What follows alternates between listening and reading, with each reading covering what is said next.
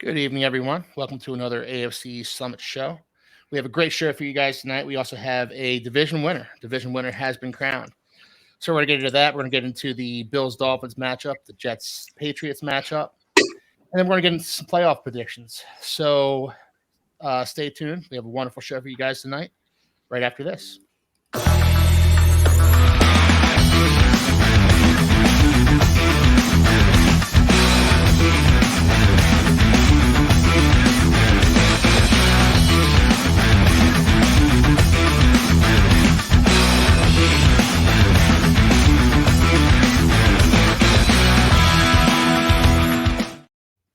All right, welcome back, guys, to another show of the AFC Summit. We're here every Tuesday night, 8 o'clock, and we absolutely love being here. It's been a great season. The regular season's over, and a new AFC East champ, new old AFC East champ has been crowned. So, Brett, take your victory lap, man. Well, I'm not going to be too spoiled right now. We still got 4 more games to go. I'm going to kind of refer to what Stephon Diggs said and just say 4 more games to go. We got until the Super Bowl. So, Sean was right last week about his prediction. He kept it at a low scoring game. And, but, I got to say to you, Keith, kudos to you, man, for coming on the show on Saturday for the, I'm sorry, Sunday. Coming on the show and being a good sport about it. So I'm not going to take a big victory whatsoever, even though with 5 games to go, we had a good feeling that this was going to happen. But, listen, the Dolphins, I'm going to be honest, they fell apart at the end. And all I need you to do is just take care of the Kansas City Chiefs. If you can do that for me, then you know what? I will be sending you some victories. I'd love to, Brett. I'd love for the Dolphins to take care of the Chiefs on Sunday. So get into the matchup between the Bills and Dolphins. What went right for the Bills? How the Bills pull this one out?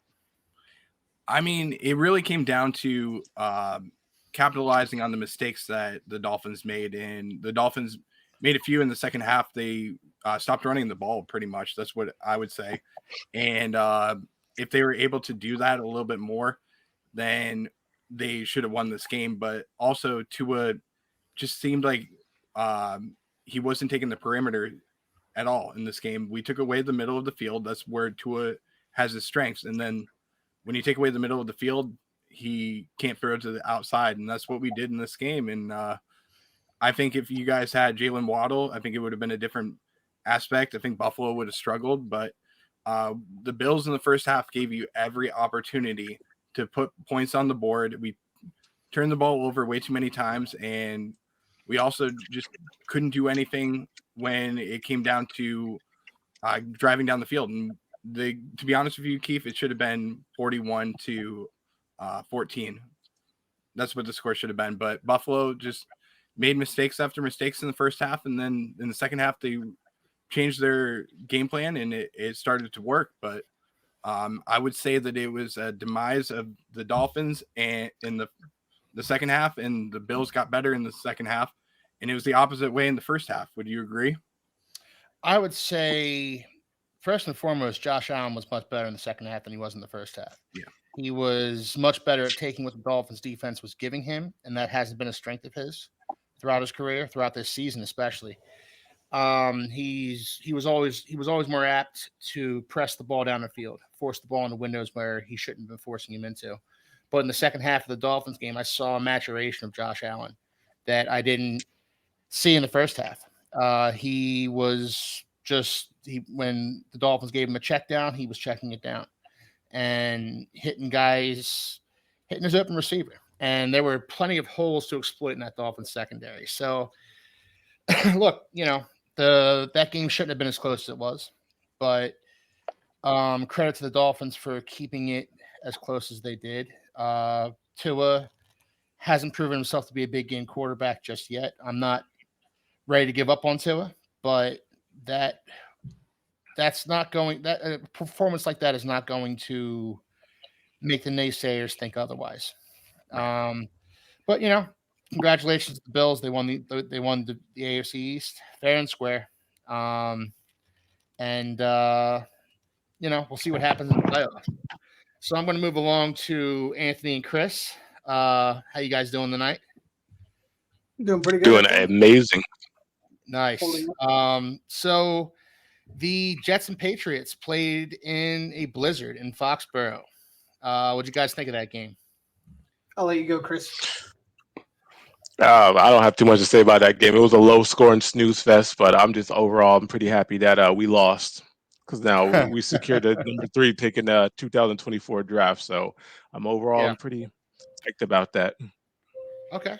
So that's all I have to say about the game. The season's over. I can go ahead and start tuning into some good matchups in the NFL playoffs, and that's all I'm looking to now. That's all I'm looking forward to, rather. We're definitely going to get into them later on in the show, Chris. So, Anthony, what'd you think about that game? Generally speaking, it was pretty miserable to watch. Not even because it was just like bad football teams. It was, but because it was like the Patriots weren't really even trying to win it. You know, Bailey Zappi had like I don't know 2 or 3 interceptions or 2 interceptions and a fumble or something like that. Nobody could throw it. Trevor Siemian couldn't move the ball like in the air at all. I think he finished with like sub 50% completion percentage, which is impressive.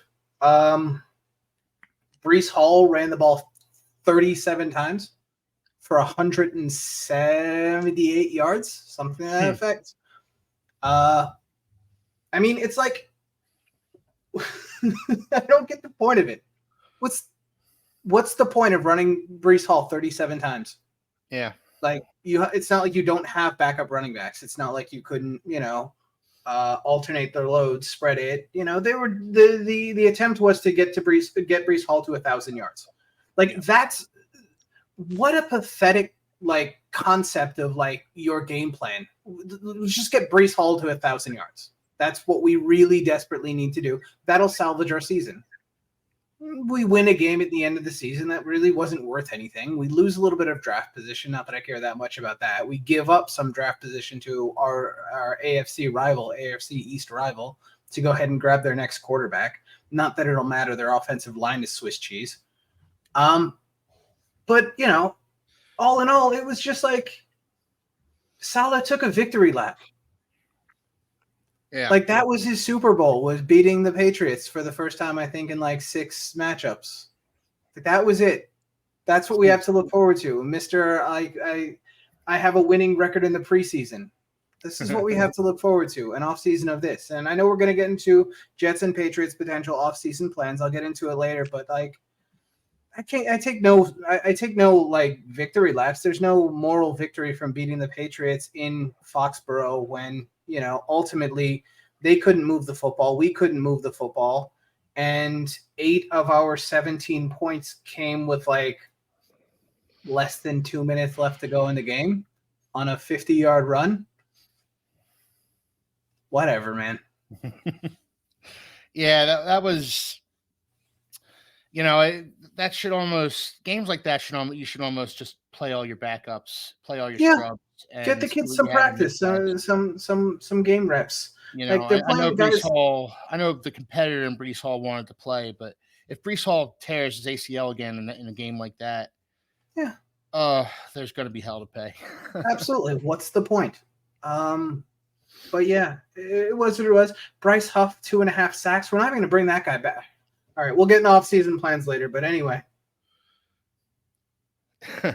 All right, well, let's see what's going on in the chat a little bit here. Shout out to thank you, Battlehawk Superfan, for tuning in.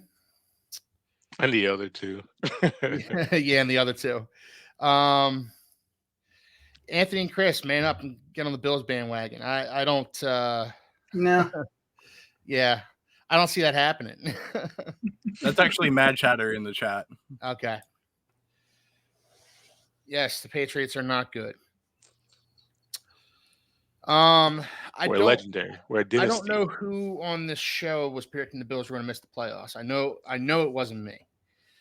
But that might have been me, and let's be honest, they were a game away from not. Yeah. Well, Yeah. it's not just you, but it's also the sports writers and like Nick Wright and Nick Wright and Cowherd are Yeah. garbage. Like Yeah. if you listen to modern sports talk, you might as well stick an ice pick in your ears. Yeah. These guys are engagement clowns. They're engagement it. farmers. That's it. Ranking in the views. Yeah, I mean Nick Wright and Cowherd. I mean, They're not serious people. Look, I understand the takes that the Bills were going to miss the playoffs, but the Bills were going to find themselves at some point eventually. And that's kind of what I've been saying the entire season, that this Bills team is still a coiled snake. They're still a very dangerous team. And if they find themselves and go on a run, they are not a team anybody wants to play. And my Dolphins found that out the hard way on Sunday. Chris, why'd you guys lose to the Jets? They stink. Well, we didn't really care about winning. I think we were playing more for draft position than trying to win. It didn't really matter at the end of the season. So at the end of the day, it's beneficial, really, right? Yeah, I mean, you win the game and then you move up and what's it called in draft order. Then it's like, well, why'd you guys decide to win it? It doesn't really make sense. So I'd rather have a third pick. Newsflash: the Patriots stink too. Like it's another terrible football team. What do you want? Yeah.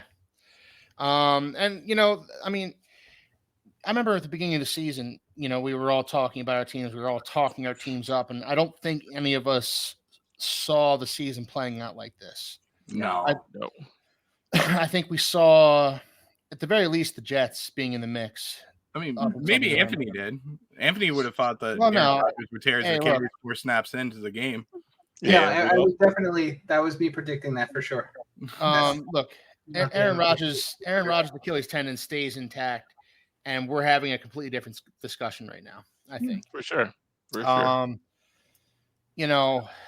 And the Patriots, I don't think anybody saw them going off the rails the way they did. Nope. Their injuries to Judon, their injuries to Christian Gonzalez, other guys. Mac Jones just regressed to a point that he's unplayable. I don't think any of us saw that kind of thing coming. I think going into the season, we all touted this division is the best division in football. I know I did, and it didn't play out like that. It looks like the AFC North was one of the best, actually. Yeah. But look, it's been a fun season either way. So, let's see what Sean has to say here. I don't agree the Jets O-line was awful. Hey, we'll see we'll see what happens there. But Chris, Anthony, Chris and Anthony, it's the off season for you guys now, officially. So I'm going to start off with Chris here. What does your ideal offseason look like? Do you stick with Belichick at head coach? Do you draft a quarterback? What are you guys doing? Well, we're drafting a quarterback for sure. We got some big signings in the offseason. We want to make sure that we can secure those top spots. We got a couple of linemen who are departing. I don't see us going back with Trent Brown. He really doesn't look like he was really engaged with the team toward the end of the year. Mike Owenu, I think that's what we're definitely going to try and secure him back on our squad because honestly, we can use as much help as we can get at the offensive line position. I know we're losing all of our tight ends in the offseason this year, so we got a lot of signings. We got to get Kyle Duggar back. We just really have to make sure we keep that core offensive and defensive players. Kendrick Bourne, I believe, is also on the chopping arc. He's going to be a free agent this offseason. Honestly, just making sure that we draft a quarterback and then kind of just work to bolster that line, whether we bring guys back, whether we don't bring them back.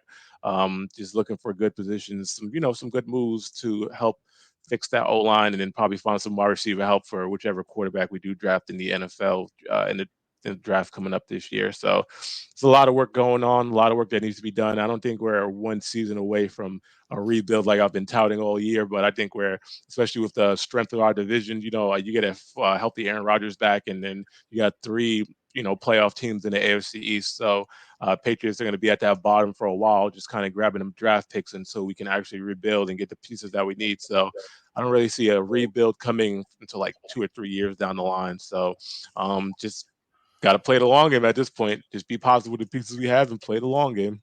So would you draft a quarterback with your first pick? Absolutely, absolutely. Because honestly, the biggest problem that we have right now is quarterback position. So I don't think Bailey Zappi is a starter in the quarterback No. moving forward, and I think Mac Jones is kind of uh, his tenure in New England is up. It's done. So um, I don't see us really go. It doesn't really make sense to go forward with him. I did think Malik Cunningham would be at least a contender. At least I think he should at least got more of a shot like Bailey Zappi did. But I don't know what the decision was there. Now he's in Baltimore, so best of luck to Malik Cunningham. So, but yeah, quarterback is the number one. You have to get a quarterback this draft, especially if all the talent come out of college. You have to get a quarterback. All right. So hypothetically, you're drafting third. You have the Bears and the Commanders in front of you. hmm They both draft quarterbacks. They both draft Caleb Williams and Drake May. What happens then? What do the Patriots do? They go for the third best quarterback, and who is that? It's a very good question. I don't know who to. Um, Jaden Daniels. Yeah, maybe Jaden Daniels. Yeah. But at that 'cause point, that's- are you yeah. going to take Jaden Daniels or are you going to take Marvin Harrison Jr.? Marvin, I take Marvin Harris. If we don't get any of the top quarterbacks in the draft moving forward, then you go to the next position up, which is our skill players position. Also, a very weak position. We got rid of one of our best receivers in Jacoby Myers, who had a great season in, a better season than he would have had in New England. So he had a pretty decent season in Las Vegas. So you definitely go with Marvin Harris, and yeah, and then you just then second, third round, you could go ahead and keep drafting some guards, get that position ready for I don't know, I guess maybe Michael Penix next year or whoever, whoever's coming out to draft. So, Oh, Penix, I guess, probably coming out this year. so if he comes out this year, then we probably go get Michael Penix. I mean, we talked about this last week, Chris. How maybe you should build from the inside out. I love that offensive tackle out of Penn State, Fashanu. Olu is good. I love him, and I think I wouldn't like if the Patriots drafted him, but for you guys, I think that would be a hell of a pickup for you guys.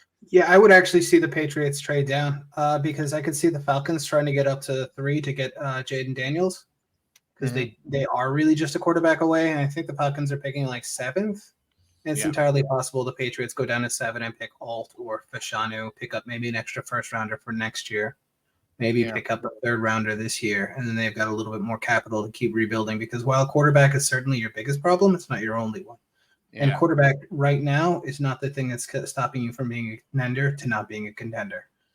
Well, like I said, we're at least a 2-3 year rebuild process.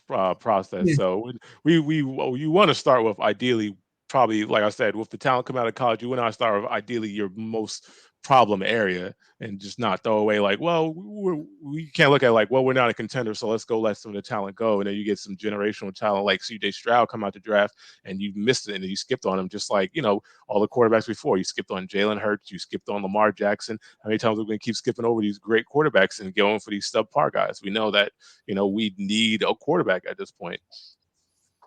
Fair enough. But you recently did draft a quarterback, and then you took away all of his weapons because the whole team fell apart around him.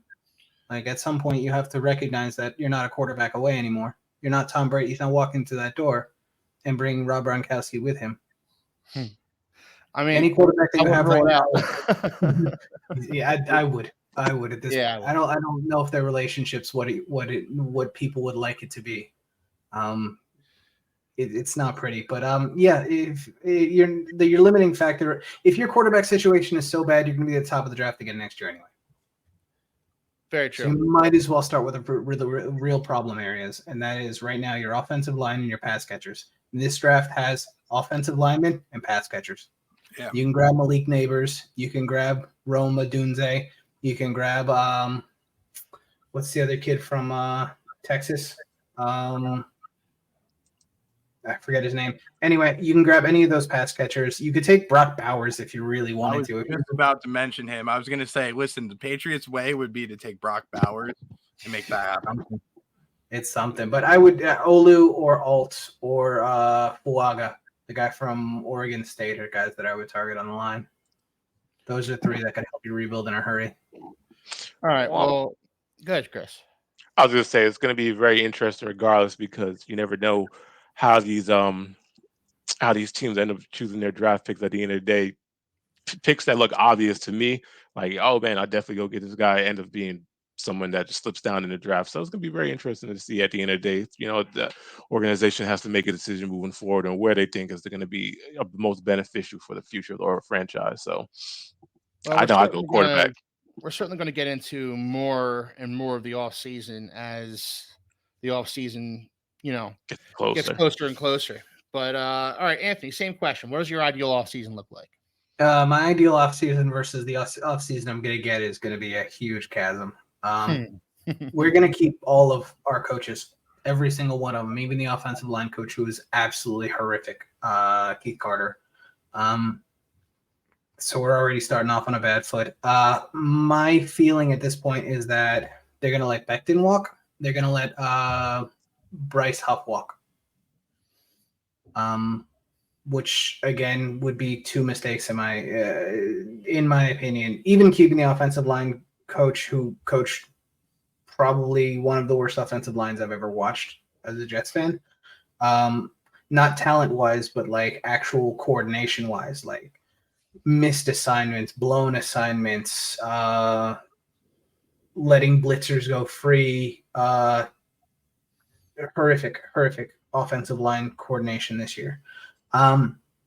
So like my guess is they're going to make a trade for Davante Adams.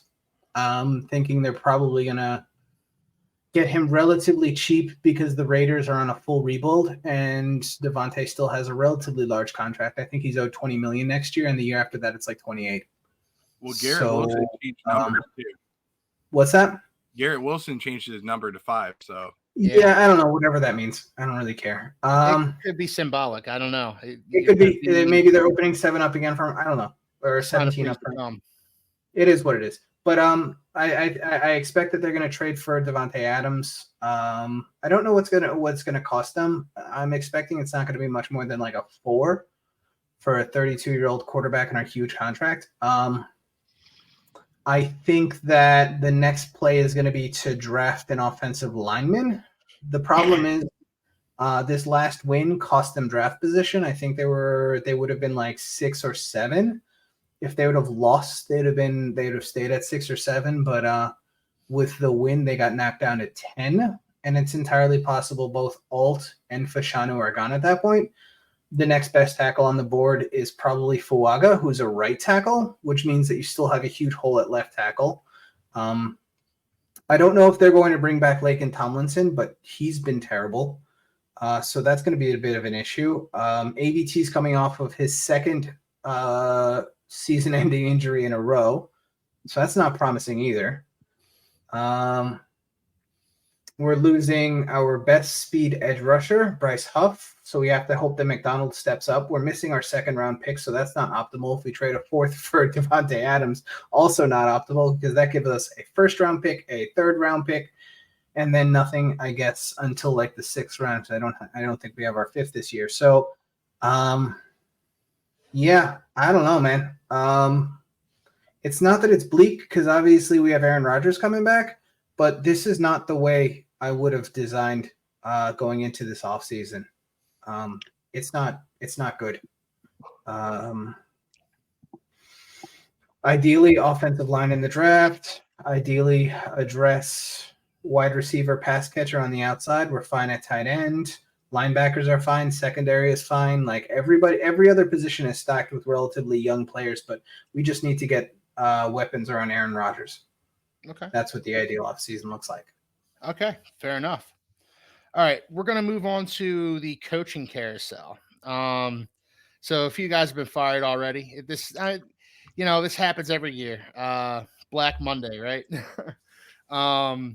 So first and foremost, I saw that Mike Vrabel got fired shortly before the show started tonight. That was a surprise one for me. That was I didn't see that coming. I thought the Titans were going to hold on to him. So where do you see Mike Vrabel winding up? Because I think he's going to get another job. Brett, what do you think? I'm going to give you the best spot for him. And most people would deny it, but the best spot for him to go to is New England. And if he were to take a year off and coach under Bill Belichick as the defensive coordinator in New England, that would be the best fit. Then he could become the head coach next year when Bill Belichick resigns as head coach. and rides off into the sunset for many more years to come. But I think that the decision is going to be for him to go to probably Washington, of all places. I think that would be a great spot for him. They're a team that needs to build a little bit more. And what better person to come in than Mike Vrabel, who can build a defense and take you back to the playoffs? And that's exactly what the number one Magic Johnson and his crew want to have there, is to get back to the playoffs. And what better coach than Mike Vrabel? Fair enough. All right. So where do you see? I mean, Chris, you have obviously a little bit of investment in this. Where do you think Mike Vrabel ends up? Do you think he ends up in New England in place of Belichick? I like Brett's idea about him kind of just being like that gateway coach. Bill Belichick coaching him up for a year before. I don't really see Bill Belichick just switching teams toward the end of his career. I mean, I do see him retiring and leaving, retiring and ending his career as a New England Patriot. But I mean, I could see Mike Vrabel going to Chicago. I could see him going to Las Vegas. I think he'd be a good fit. I don't know. It's maybe I want to say Carolina because I think either Atlanta or I want to say I think Atlanta will probably be a good fit for Mike Vrabel if he doesn't come to New England. Fair enough. Let's see. Mike doesn't need to sit behind a head coach. He's a great head coach. I actually agree with you there, Sean. I like Mike Vrabel as a head coach. I don't know that he's going to sit behind anybody. I think he's going to get a new job relatively quickly. What do you think, Anthony? I think he's probably going to have to sit out for a year or so. I don't know for a fact, but I think that he signed a multi-year contract with the Titans, and so they would actually own his rights. So if he goes to another team immediately at the same position as like a head coach, I think that they would be owed some compensation. So my guess is that he's going to wind up fired him? I think so, yeah. Because the same thing happened with who was it? Sean Payton. Or Sean Payton stepped away, didn't he? Yeah, he retired. Contract. Yeah, I don't know. I don't expect him to get a job immediately this offseason. I think he goes and coordinates for a year. Not necessarily under a better coach, but just like to sort of get away from the head coaching crap, because like he's been holding together a horrible Titans team for like 4 years now. Yeah. Like they've been a team in decline for 3.5 or 4 years. If they were going to fire him after this kind of season, they should have just fired him with the GM last year, because they knew that they were entering a rebuild, and they gave him close to busted down Tannehill and like Will Levis to be your starting quarterback, plus Malik Willis from last year. Like, what kind of chicken salad can he make out of that? Honestly, that's why I was so surprised that he got fired, because like I expected it though, because when you're going to go into a full rebuild like that, you actually do want to just full tank. And as long as he's your head coach and he's able to like pull together a defense, like there's only a certain level of bad that you can be. True.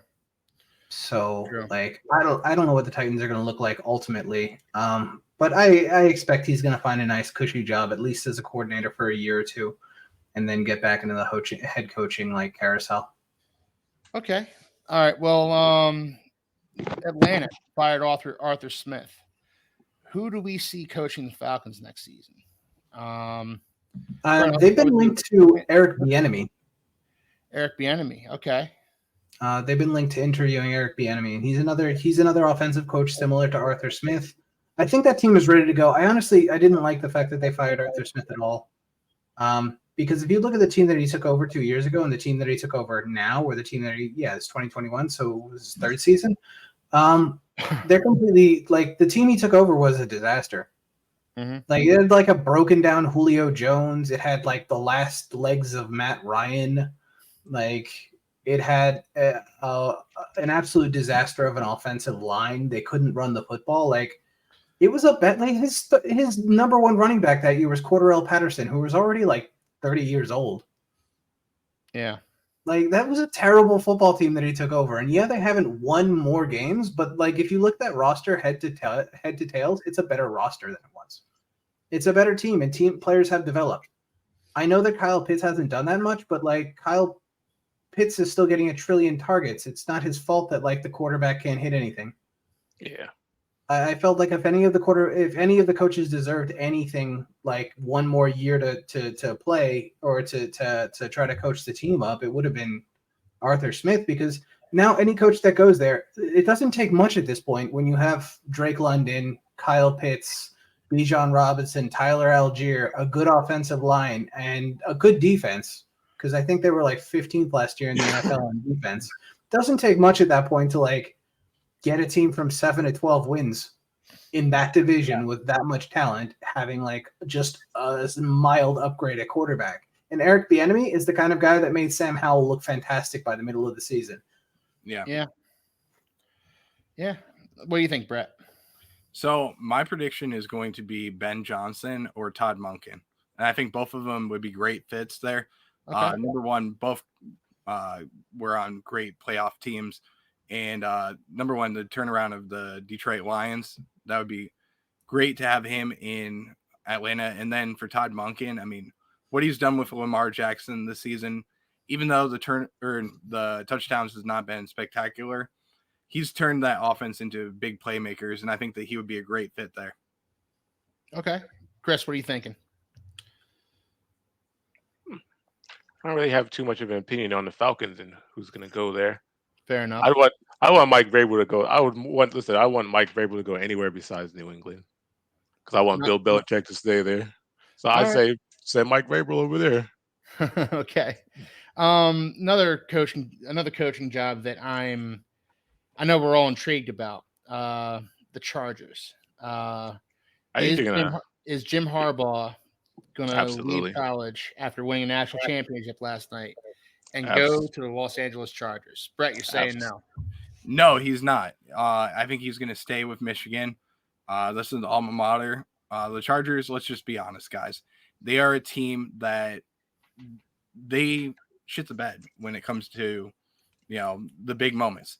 And, they start off the season very strong, kind of like Buffalo in the early 2000s. Started to get off very strong, and then all of a sudden they suck. So I'm going to say that he signs a multi-year contract and stays in college football. The only thing that's kind of hurting him is the investigation that's going on, where he faced some issues. I think that more than anything, they're going to go after a defensive-minded coach, and they just have one of them. I know, but I think they're going to go back to back and go after a defensive-minded coach, pair him up with a very good offensive coach. I would say personally that somebody like Dan Quinn would go there. That's my prediction. I would like to see that and pair him with maybe keep Kellen Moore around for another season just to pair it up. But I think that would be a good fit. But overall, I mean, I hate Kellen Moore as a coordinator personally. I do too. Don't get me wrong. But I mean, for one season, there's not a lot of good offensive coordinators out there that you're going to get. Yeah. Anthony, what do you think? I think it's going to be Jim Harbaugh. I think that riding up into the sunset from college after winning a national championship is about the best way you can go out. One of the issues he had, like when he left the 49ers, was that he went to the Super Bowl, lost to his brother, had one more miserable season, like because it was just a Super Bowl like hangover season, and then he just walked away and went to college. And I think he's been in college long enough. I think that he's under an investigation that might have him, like, if not disgraced, at least suspended from more games for whatever reason. Because I don't even understand like what college football is investigating these days. Like, you can pay the players. So generally speaking, I just see no reason why he would stay at Michigan. He's proved his point. He's a good coach. He's coached at the professional level. He's been a quarterback at the professional level. Like, I know that Sean is like, well, that's why he's a college coach like Saban. Like, Saban tried it in the NFL, but like Saban wasn't successful in the NFL. Harbaugh went to the Super Bowl. And his favorite coordinator in the entire world, Greg Roman, guess who's unemployed? Like, Yeah. It wouldn't be the worst idea at all for him to like try to get the band back together for the Chargers. What do you think, Chris? I agree. I think Jim Harbaugh is ready for that rematch against his brother, and with the success that we've seen from John and what's it called with the Ravens, I think he's trying to. I think it will only make sense for him to go back to the NFL. I think the Chargers are a team who does suffer from bad coaching because they have the same players. They haven't really lost anybody on offense, but they're just injuries and coaching. So I think he has to go back, take over a team that is ready to make that deep playoff push, and then he's going to go looking for that fairy tale matchup again with his brother in the Super Bowl next year. I tend to agree, honestly. I think the fact that he's under investigation again gives me like Pete Carroll vibes when he was coming out of Right? UFC. Yeah, that's a great shout out. Yeah. You know, like when Pete Carroll left USC for Seattle, he was under investigation. It was almost a certainty he was about to get suspended by the NCAA. And I think Harbaugh has the same kind of thing going on. So you can either be suspended by the NCAA or take a more lucrative, more a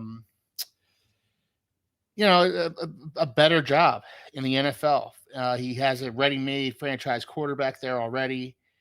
If he can build that defense up a little bit, and also, they had a defensive coach, and I think they need to try something different. I think they need to get Kellen Moore the heck out of Los Angeles. I don't think much of him as a coordinator at all. I find him to be unimaginative. I find him to be a very boring coordinator. He doesn't have an innovative bone in his body. When he was the offensive coordinator in Dallas, he was, well, let's run it with Zeke 25 times and see what kind of results that yields.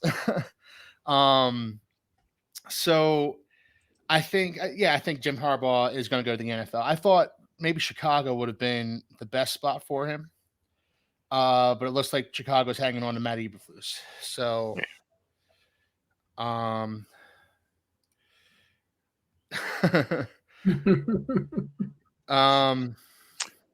Sean got a crystal ball. We'll see about that. We'll see about that this season. Oh, mouth breather.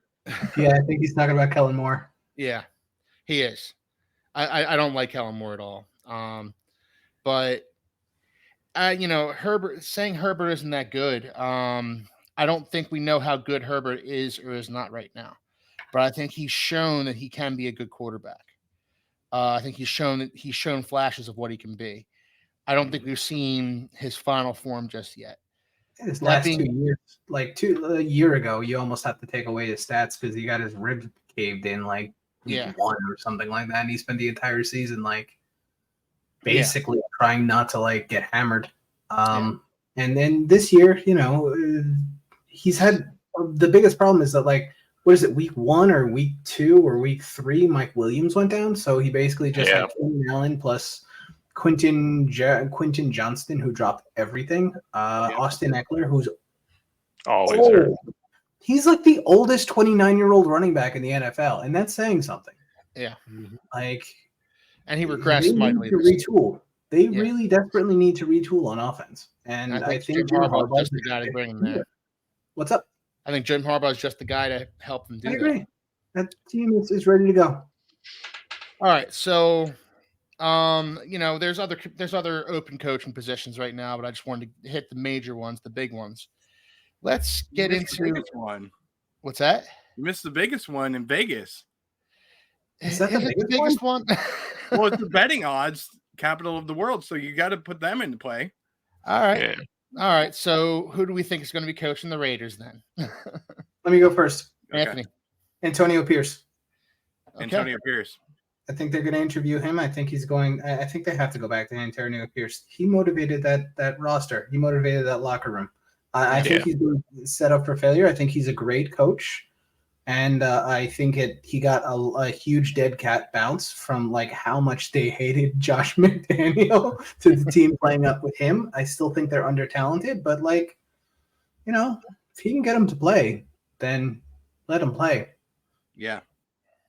I'll tell you who I would love to see as the defensive coordinator there. You have Antonio Pierce, and then you add in Gerard Mayo. I think that would be a great fit. Two very respected players in the NFL and two of the best linebackers that played in the early 2000s.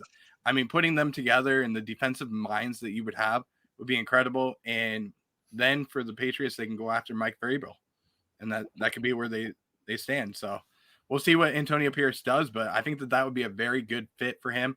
And then bring in an offensive coordinator that he likes too. So maybe get rid of a couple of pieces, but get the right formation and the right guys around Antonio and to be able to take them to the playoffs. Yeah, I think Antonio Pierce gets the job. What do you think, Chris? Yeah, I mean, he really he didn't turn around the season so much, but he was definitely a step up from Josh McDaniels. So I think the locker room respected him. The team wanted to play for him. So I wouldn't see why you'd go in another direction unless there's like a clear cut. Fair, a wet towel would have been a step up over Josh McDaniel. Very true. Hey, listen, they're looking for somebody that's got they can be a leader, and that's what they're looking for as somebody that they can have as a coach. And I will tell you, the best leader that they can possibly find is going to be John Gruden. So just go for a third term with John Gruden, and it would be a fit. He's already under contract. Not while he's suing the NFL, Brett. But what not after those emails that got leaked? Yeah. Hey, it wouldn't be the first time that an email got leaked. Yeah. I think Antonio Pierce is probably the play there, and it's going to be interesting to see what coordinators he brings in, what guys he brings in to fill out his roster, fill out his coaching staff. That defense was cooking at the end, though. Like, I don't know that he needs to make too many changes on the defensive side. They need a quarterback, they need an offensive line, but like that team was cooking towards the end. Zamir White, like that dude won people fantasy leagues. Yeah. That guy won some people some fantasy leagues. And they only have Josh Jacobs on the franchise tag. I wonder if they're going to just let him walk. Somebody's bringing up Rivera to the Bills. That's the other one. There's Washington and there's Carolina. Do we have any idea who's going to go to that? I don't know who would want to go to Carolina. Yeah. That's the least desiring coaching job. The least desirable coaching job I can possibly. NGM has to be, right? Like they couldn't do a team with like that kind of owner. Yeah. Yep. So Carolina, I don't have a prediction for them. I think they're going to bring in Josh McDaniels. I think they're going to bring in a young upstart guy who just wants the job. Some college guy, maybe. Rather than a guy who's qualified. Because they haven't shown patience with their head coaches. They didn't give Frank Wright the patience that he deserved, especially with the roster that he was given. That is just such a dumpster fire. Yeah, great word, Chris. A dumpster fire is exactly what it is. And Ron Rivera. So let's start off with the Commanders' coaching job. I don't know if anybody who would really want that either, but with the new ownership group, it's a much more desirable job in Carolina. I'll say that much. So who do we see going to Washington? I mean, it's very interesting because one, you got to see who's really going to make the decision whether to keep their teams or move forward from their, keep their coaches and move forward in this offseason. Washington, I think they have decent building blocks. It's going to be a better situation in Carolina, but that's not really saying much because there's a lot of better situations in Carolina. But they have decent building blocks. Sam Howell did pretty well this offseason, and I think they have a young team, a young, hungry team. So I think you get a good coach, a good offensive coordinator in there, and I think that's at least a contender in the next few years. What do you think? What do you think, Anthony? I mean, I don't know that they're going to want somebody that's like young, like a coordinator. So maybe like the guy in San Francisco. The next offensive coordinator in San Francisco, I'm forgetting his name. They've also talked about offensive coordinator wise, the guy that the Jets had that went to become the offensive coordinator, LaFleur's little brother, Mike LaFleur. Okay. I've heard that name floated a little bit because apparently McVay is like letting him call plays or something like that, which is something McVay never lets anybody do. I don't know. It's hard to get a beat on them because they're a brand new ownership group. They're going to want to make a splash. They're going to want a big name coordinator guy, and they're going to want to probably draft a quarterback, because that's what new ownerships always do. So yeah, I'm not absolutely positive. I just think it's probably going to be one of the San Francisco guys because they always get a lot of buzz, and it's probably going to be a quarterback in the draft. I have heard that Washington wants to interview Dan Quinn from Dallas. No, that guy again? I've heard it. He's done a great job with Dallas's defense. I'll say that much. He always does good with somebody's defense, but like he's been a head coach like at least he was in Atlanta before. Yeah. Yeah. He's been a head coach once. He was a head coach in Atlanta. He got like 4 years in Atlanta, but that team was like never went anywhere. Yeah. What do you think, Brett, about Washington? Well, of all the predictions, I think that's the spot that Mike Vrabel would go to. Okay. I mean, that's where I can see it.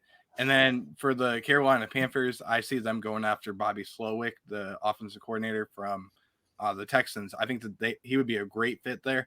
He's a young guy that's, he took over for CJ Stroud, and he can build up Bryce Young. That's what they need to do. And of all the places to go to, I would say ranking them last on my list, I would rather, go to the Lingerie Football League than coach the Carolina Panthers, to be honest with you. I mean, at least you have something nice to look at.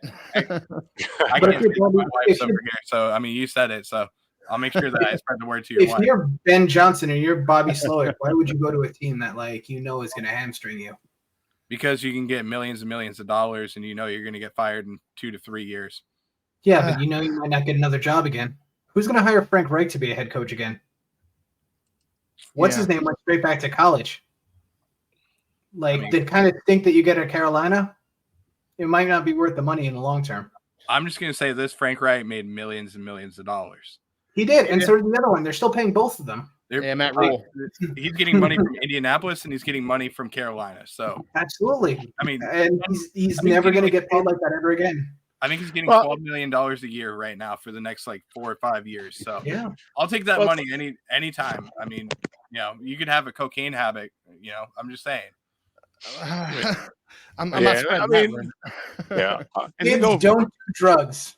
I mean, right. I'm going to emphasize don't do drugs, but listen, you could. I'm just saying.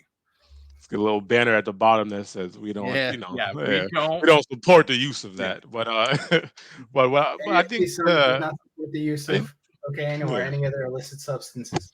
Yep. But to go with Brett's point, I think I think that'd be a good move for the Texans coordinator, the offensive coordinator. For one, if you can turn the team around like the Texans around, regardless of how great of an arm CJ Stroud has, then of course I don't think any coach goes to a team with the idea that I'm just going to lose and make a whole bunch of money. So if he sees the challenge that he can take, if you turn an organization around like the Carolina Panthers, then you're going to have a coaching job forever. So I think it's going to be definitely an interesting landing spot for someone who wants to pick up that mess and just kind of really take on that challenge and turn that franchise around. And I don't see anyone else besides him being able to do that, because like I said, he turned the Texans around in one season. And when the Texans have a bunch of they had a bunch of no-name players. Like you didn't know any of Tank Dell, Nico Collins, CJ. At least I didn't know too many of them coming out of college. So it's very interesting to see what they did this year. Yeah, I mean, Devin Singletary looked better in Houston than he ever looked with Buffalo, in my opinion. That's for sure. What about Gerard Mayo for a head coaching position? Do you think that that's something that could happen, Chris? I'm not sure. I don't remember who Gerard Mayo is, honestly. He was a linebacker that played for the Patriots for many years. Yeah. Oh. Well, can we get a round of applause for Keith? Dolphins signed Bruce Irvin and Justin Houston. Yeah, they did. They did sign those guys. They need them because they put 2 more guys in the IR that on after Sunday's game.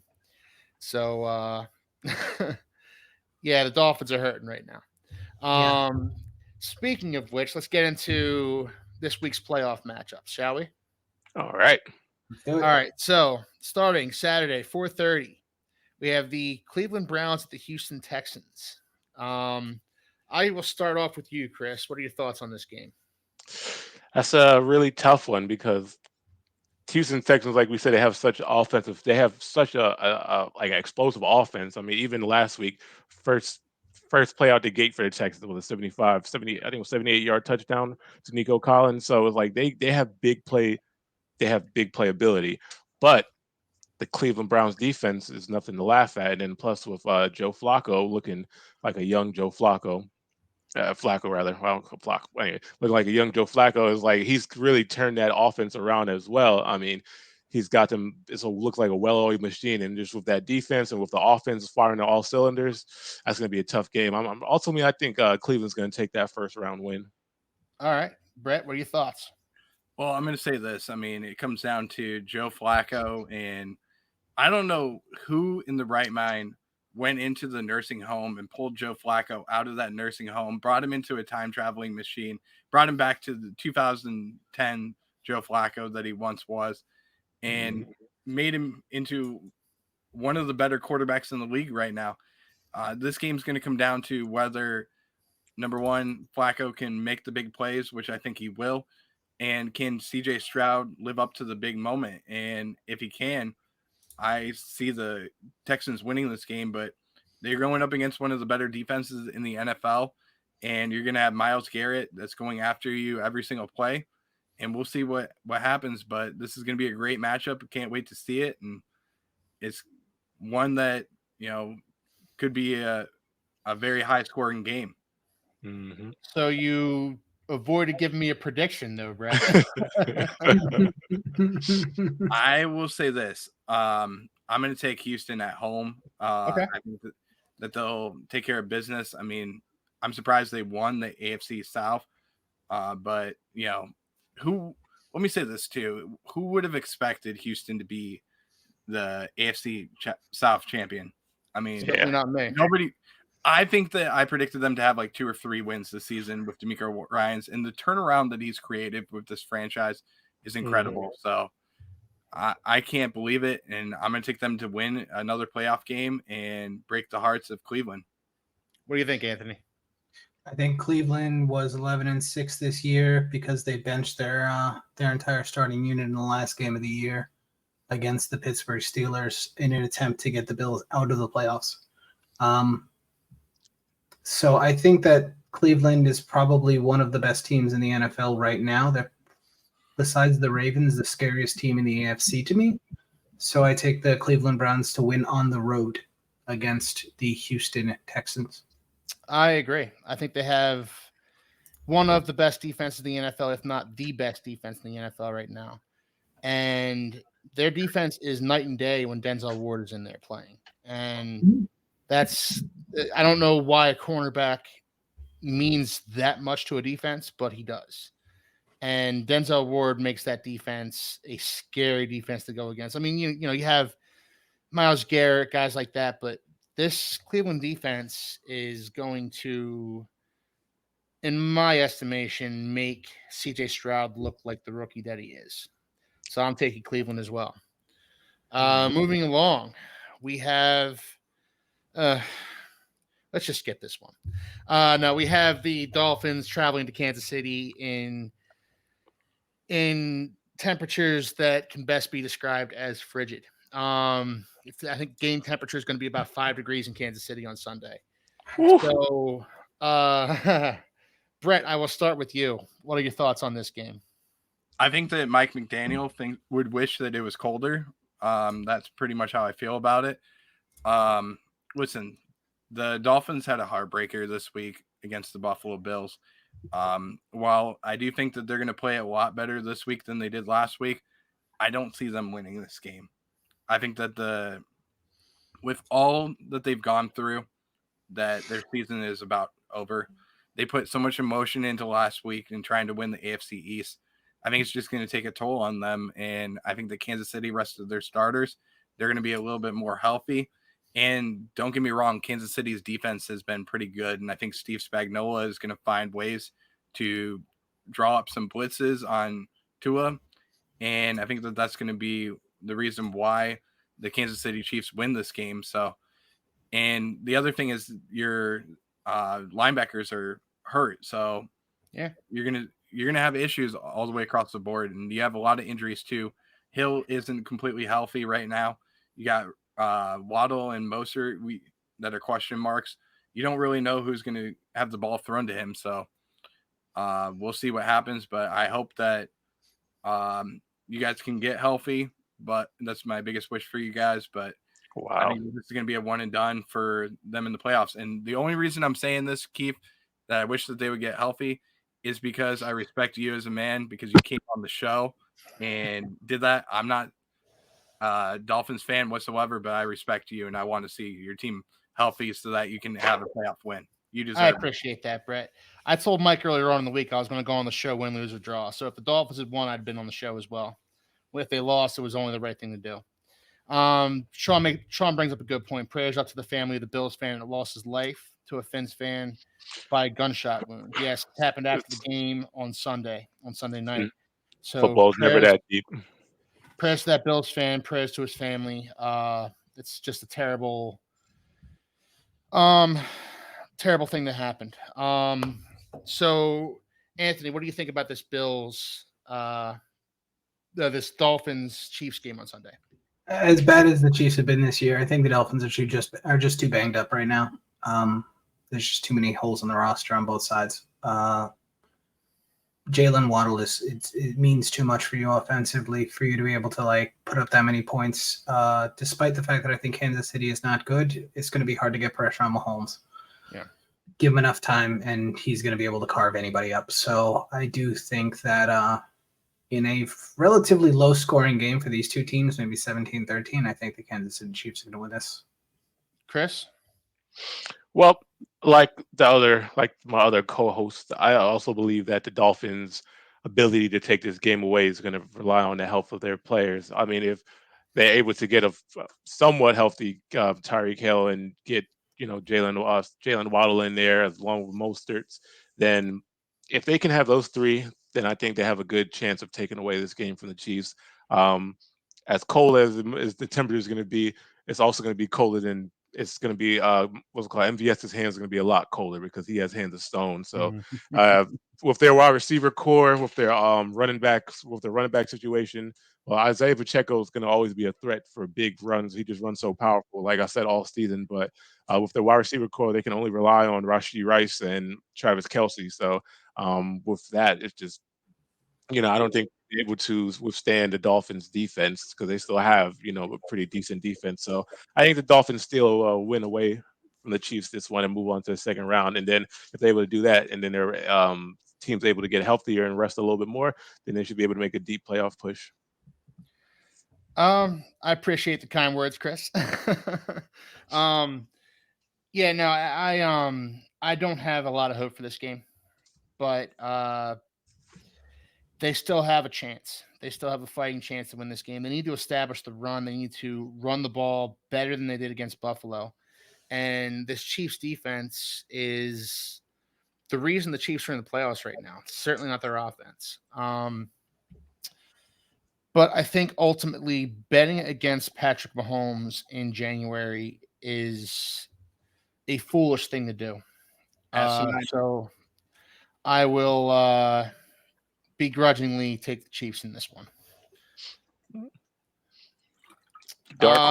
Moving right along, we have what many would say is the most lopsided matchup of the weekend between the Pittsburgh Steelers and the Buffalo Bills.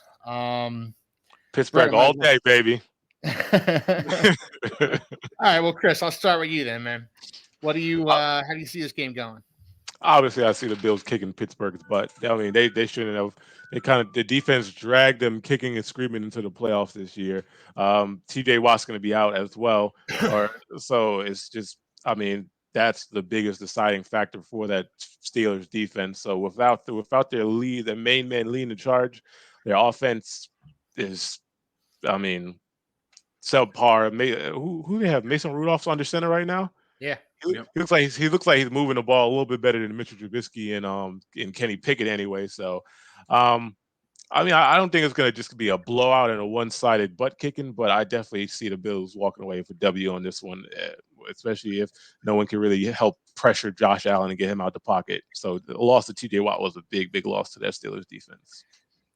This is going to be a pretty rough game for the Steelers. I think the Bills are going to win this pretty handily. I think it's going to be one of those games that's over by halftime. I'm taking the Bills. Big victory. Anthony, what do you think? I don't think it's going to be that big. I do think that the Bills are going to win, but and the loss to TJ Watt is huge, and the fact that they have to start Mason Rudolph, which is just an embarrassment to the NFL, at quarterback is another dagger in their hearts. But ultimately, I think it's going to be a relatively close game. I think, like the last few weeks, the Bills are going to struggle to score a bunch of points in the meaningful parts of the game. I think Steelers play hard regardless. Mike Tomlin's a hell of a coach. I think that they can still get pressure. I think that they have decent cornerbacks. They can plug the run quite well. I think that the Bills are going to struggle. The Pittsburgh Steelers are going to struggle. But ultimately, the Bills are just a better team. So I do think the Bills are going to win this game. All right, Brett. I saved you for last for a reason. I figured you did. What do you think? Well, let's start with this, okay? Steelers defense has a lot of holes that they have to fix, but they have Alex Highsmith, they have Nick Herbig, they have Cam Hayward. There's a lot of players on that defense, including Minka Fitzpatrick as well. And they're a good team. They're coached well. Mike Tomlin is a great head coach in this league. I would say I was upset with all the hate about him and wanting him fired. He does not deserve that. He's too good of a coach in this league. He won't go anywhere else. So I think the Bills are going to win this one, but I think it's going to be closer than a lot of people think. I think that the Bills will struggle out of the gate because they're going to take a step back. They always play down to their competition when they're in favor and in the games. And they've had a lot of games this year where they've gone up against playoff atmosphere style games. But when they go up against teams that are, let's be honest, crap in the NFL, they struggle. And this is going to be one of those games where they're going to struggle, but they're going to find a way to win it in the end. I have the Bills winning by only 7 points. Okay. I think it's going to be a bigger victory than that. But look, I am looking for good games this weekend. So a 7-point victory against the Bills to kick off Sunday. Wouldn't argue with that result. All right. Next game is another one that should be, well, on paper it looks lopsided, is the Green Bay Packers traveling to Dallas to play the Cowboys.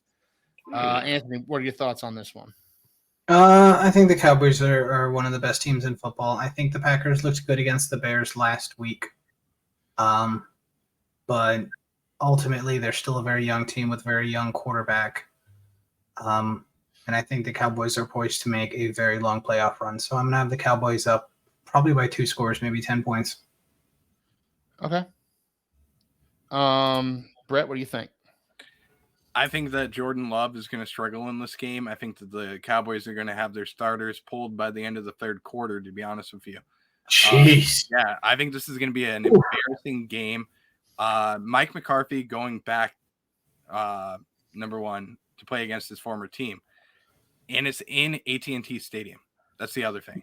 Yeah. It's going to be loud. It's going to be electric in there.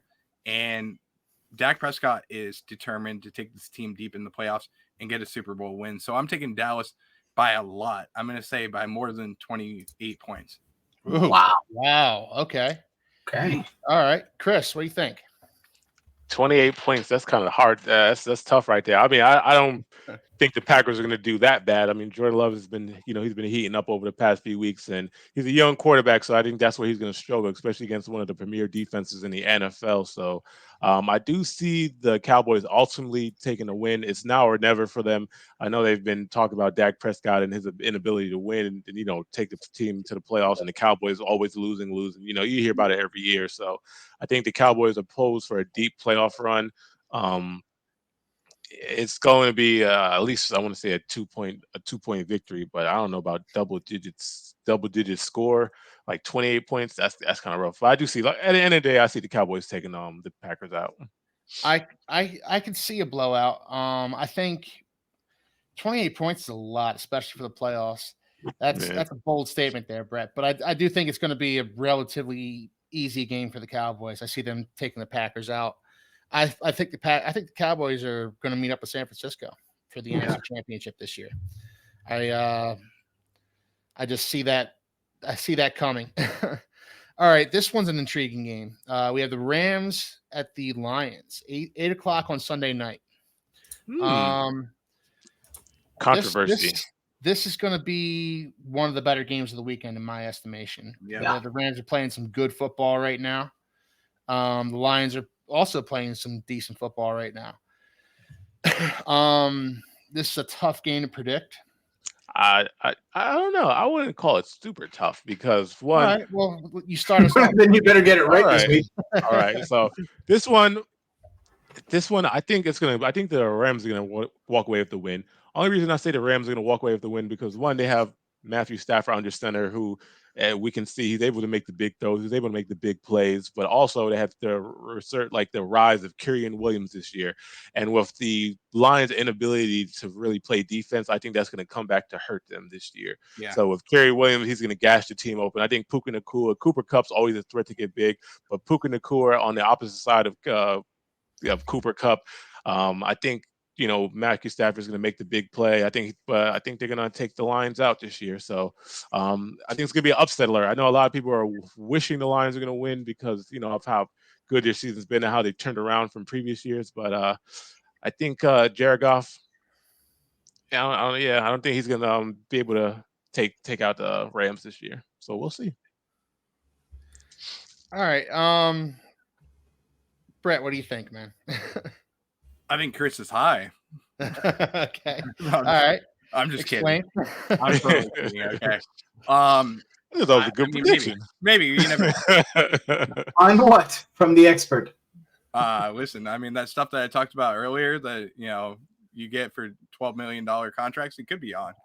But no, I think that this game is going to be closer than a lot of people think. This is my prediction for a game that's going to go to overtime. And I think that the Lions will win it in overtime. But listen, a home game in Detroit, which we haven't seen in a long time, is great.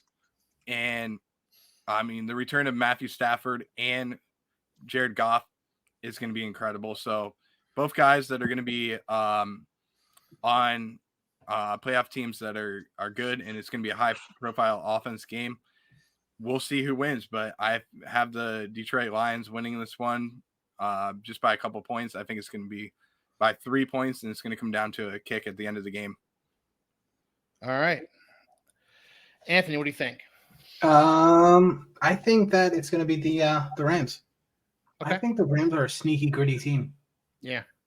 I think that what I've seen from them, especially in the second half of the season, is the development of a bunch of like random 4th and 5th round freaking rookies. Like they are getting guys, Byron Young out of Tennessee, who is an older pass rushing prospect who has somehow managed to tie Will Anderson for the sack lead among rookies.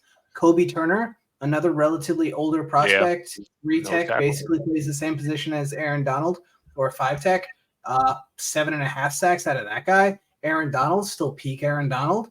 They can score points. This is a gritty team. This is a low-key dangerous team in the playoffs, like out of absolutely nowhere, grinding up with value picks from the 4th and the 5th round. Cooper Kupp was like a 5th or 6th round pick. Puka Nacua, another 4th or 5th round pick. Like whoever, Kyren Williams, like a 7th round pick. Like they're pulling dudes out of fucking nowhere. Like how do you not root for a team like this? They are gully. I like it. It's a team full of underdogs who wanted more. I don't have a good feel for this game. I'm going to go with the home team. I'm going to go with the Lions. I don't have a good feel for it. This is this is probably the game I'm looking most forward to watching this weekend, even more so than the Dolphins game because, well, I'm just going to be on the edge of my seat biting my fingernails throughout the Dolphins game. This is a game that really actually intrigues me as a football fan. Yeah. So I was gonna say it's gonna be a fun game too because the quarterback swap. So like they're all back home now. It's like Isn't it crazy? Yeah. Effort against Jared Goff. It's pretty cool. Yeah. I'm not sure what Battlehawk Superfan means by this.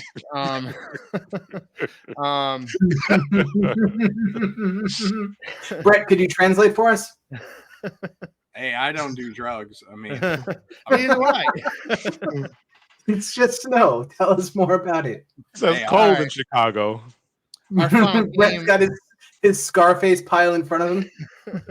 I mean, listen, I've been going like this over to the side and everything. You never know. Oh my god. No, I think we do know.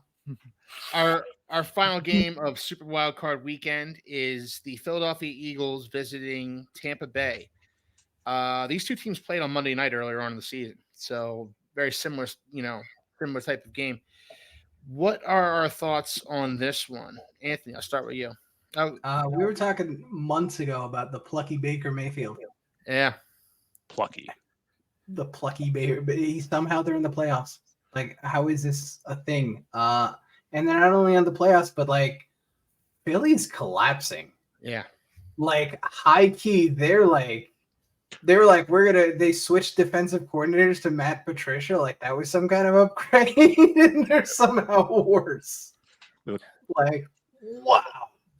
I've not seen a collapse like this in a long time. Like Steelers. Like we were teasing the Dolphins for like struggling, but they're injured. They're all beat up. Like, what's going on in Philadelphia right now? I feel like they're going to crash out of the playoffs and they're going to have to reconsider. I love their head coach. I know I don't love him. I think he's a douche, but like for a head coach, he's a great head coach. For Philly, he's perfect. But like they have to rethink what they're doing right now because like coaches get fired for collapses like this. Yeah. Now, even if the team doesn't underperform necessarily relative to their schedule or relative to anything else, but like down the stretch like this gets guys fired. So I actually think Tampa could win this one. Okay. Brett, you put your finger up before. What do you think about this game? Well, I was going to go last. That's what I mostly wanted to do. So I'm going to turn it over to Chris last. All right. All right. Well, I much agree with Anthony. We've seen the collapse in Philly. I think over the last 6 games they went 1-5. They started off really hot at 10-1. So we're kind of seeing like a collapse like the Steelers did, and their 10-0 start with Ben Roethlisberger in his last year. So yes, we're looking at a team implode. Just kind of I don't know what really happened to them, but I think if they don't figure it out, then we can probably see a first round exit out of the Philadelphia Eagles because, like you said, I know you're going to be happy to see that, Keith, because I know you've been saying that you don't believe it. You don't believe it all season long. So, but we're looking at Baker Mayfield. He's really carrying the torch in Tampa Bay, replacing Tom Brady. And this is still a same championship team. They didn't lose too many players. They've only gotten better. So Mike Evans is having another 1,000 receiving yard season. He's looking great. He's making big plays. He's going over multiple defenders. Rashad White is explosive in the backfield, and they still have Chris Godwin and Cade Ott and Cameron Brate. So it's looking like a pretty good team. And one thing about Anthony's take on the game, I do like his description of Baker Mayfield as a plucky quarterback because he's going out there, he's getting dirty, he's taking the hits, he's really willing his team forward, and this is something that we haven't seen in his career. So it's going to be a very, very entertaining game. I think we're all going to be a little surprised at the end of it, but I think it's going to be Philly's biggest test. I am going to puff my chest out a little bit on this one because I've been predicting the demise of the Eagles all season, and for whatever reason, I just felt that this team wasn't as good as everybody thought they were, and I think a lot of it has to do with the fact that they have an older roster, They have 2 guys over 30 in their secondary, Darius Slay and Bradbury, James Bradbury. They have a couple of guys. They have a guy in Fletcher Cox who they've been relying on.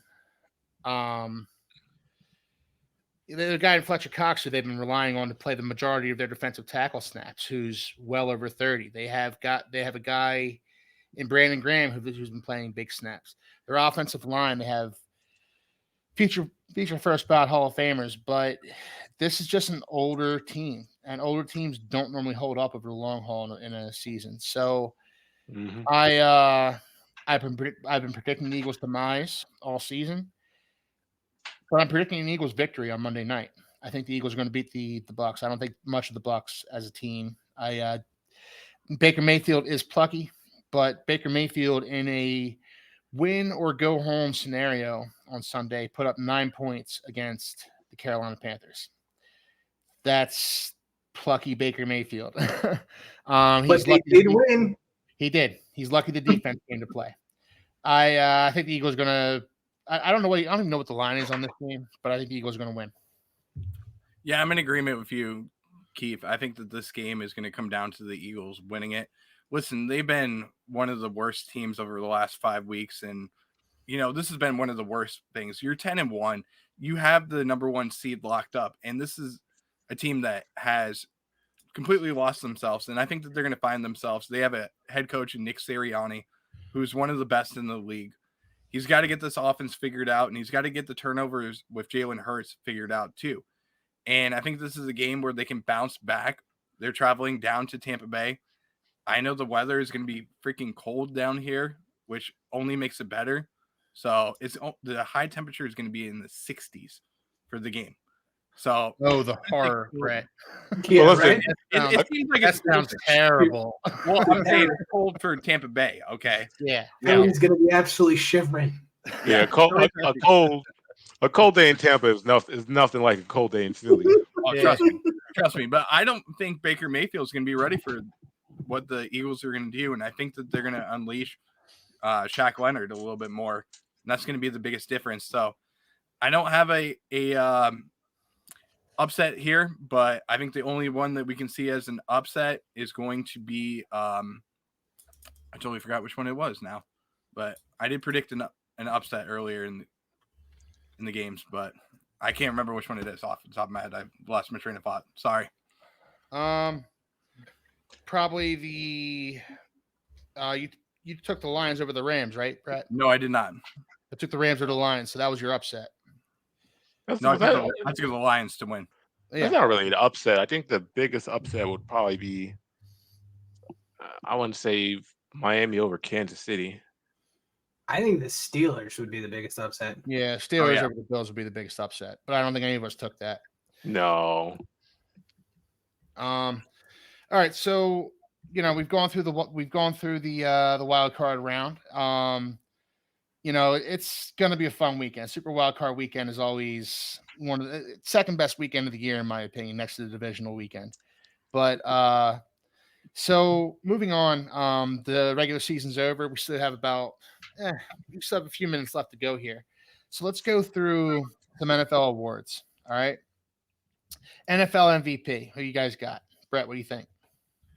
For me, I think it's going to be either Lamar Jackson or Christian McCaffrey, but I think they're going to give it to Lamar.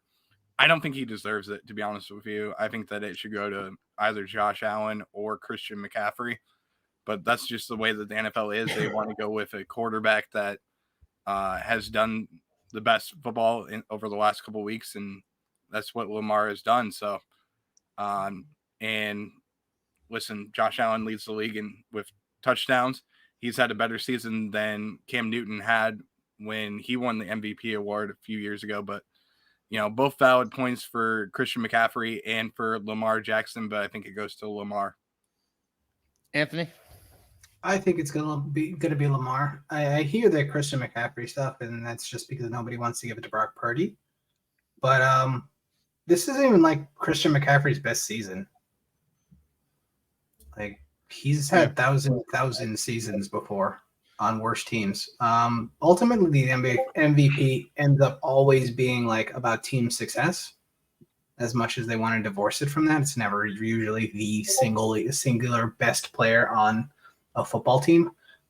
So my guess is it's going to be Lamar Jackson. Not because like he is necessarily playing his best football, but he's got the best team in the best position, and he's not turning the ball over an egregious amount, and it's respectable enough to give it to him because he's clearly the engine of the team, even if their offense isn't as potent as it's been in the past.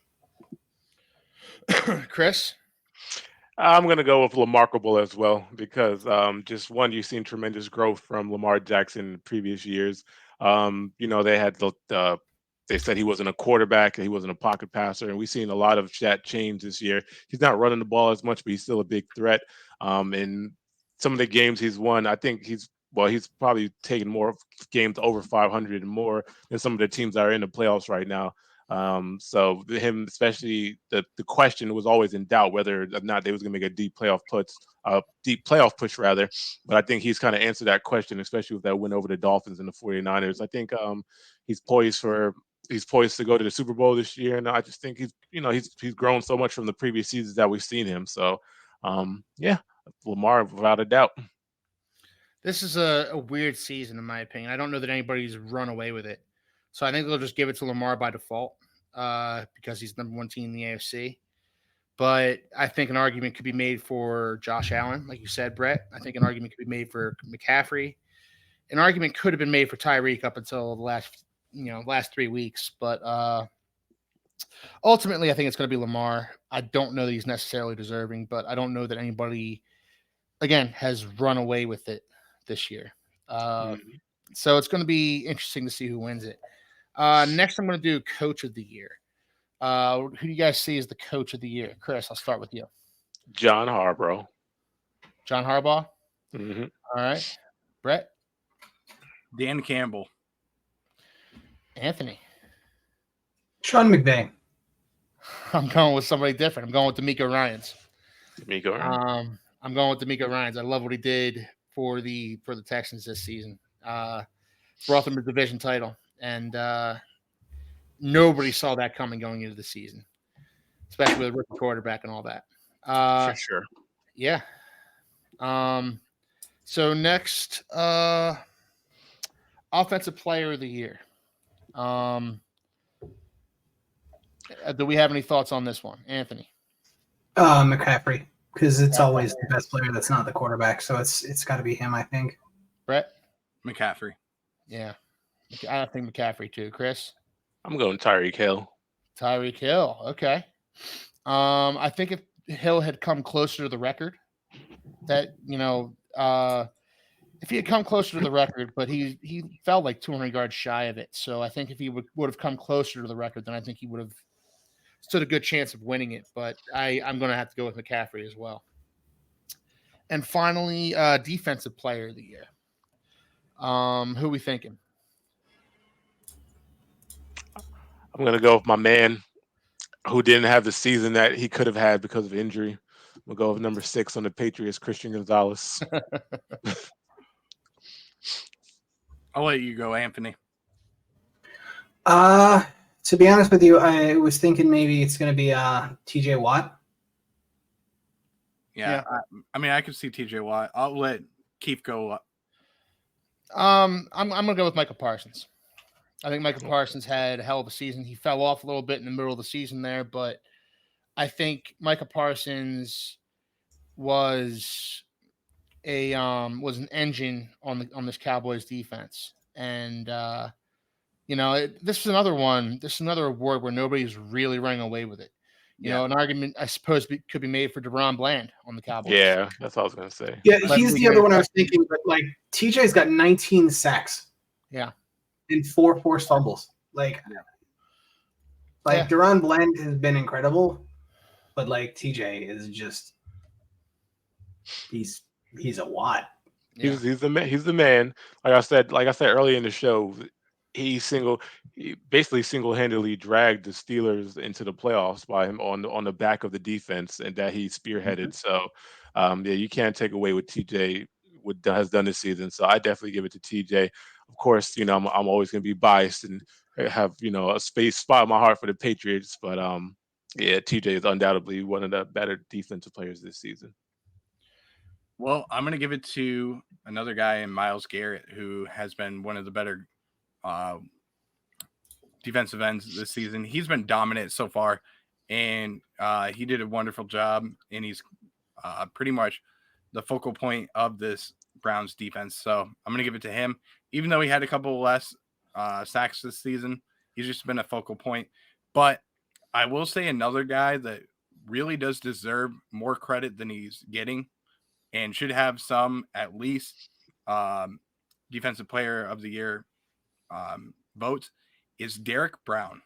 And I know a lot of people are not going to say him because he didn't have a lot of sacks, but over 100 freaking tackles for a defensive tackle is incredible. And he's by far my surprise player of the year. Well, I like Derek Brown a lot, and he's not going to get a lot of publicity because he's playing for a terrible Carolina Panthers team. Yep. But I like Derek Brown a lot, and I think I mean, I can see him getting a few votes. I just, playing for a team like the Carolina Panthers, I just don't see him, getting the publicity required to win Defensive Player of the Year. It's a shame too. It's a shame too because he's such a standout down there. He's like the only good player in Carolina right now. It's a shame. And it's funny too Brett, when you say that as a tackle, he had 100 as a tackle, he had 100 tackles this season.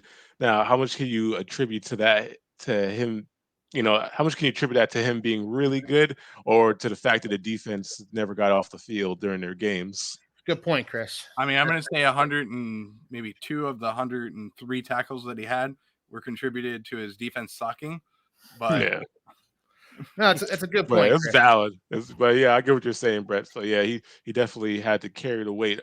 He had to carry the load on a terrible Carolina Panthers, who kind of started really standing up toward the end of the season. So look for that to be a threat moving forward. If they get that defense, the offense is going to be, of course, an issue, but their defense started standing up toward the end. Yeah.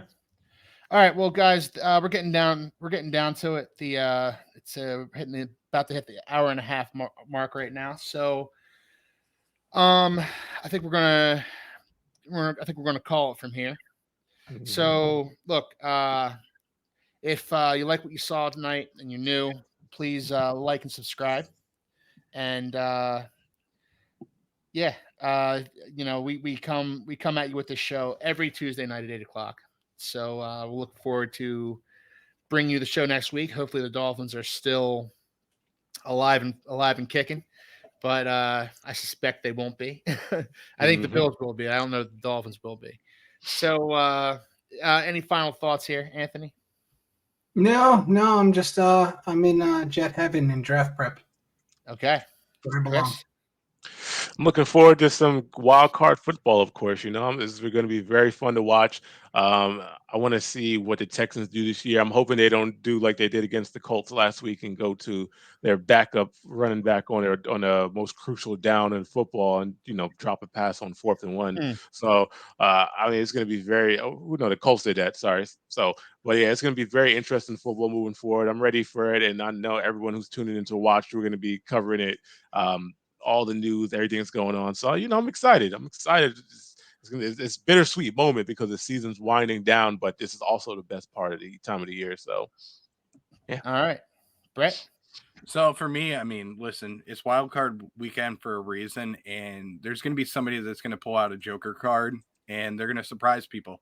I'm looking for that team that's going to surprise people this week, and we'll see who that's going to be, but we'll definitely talk about it on Tuesday, and I can't wait for that show. Awesome. All right, so look, we're going to sign off for the night. Everybody have a nice night. Go Fins. Go Bills. Get up. Pats Nation. All right, guys. Have a nice evening. Take care.